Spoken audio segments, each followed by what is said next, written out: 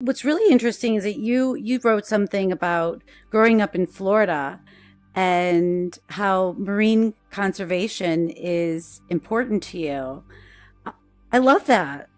I love that you're doing VR for good. Can you give us a little bit about your background and Oh, sure. your Well, experience? yeah, I grew up in Florida and right on the ocean, and so ocean Mm, for me has always been a personal, close, immediate thing that I've always been involved with, which is not your normal experience, and so that's one of the reasons I'm really happy about this project because it's bringing a lot of that out. But mm. for me, growing up, I had a deep love for the ocean and a deep love for its creatures. I grew up with a poster over my bed that said Ahab was wrong, and it showed Captain Ahab holding Moby Dick. Right. And That is yeah, hilarious. so I want to see that. yes, I was big into.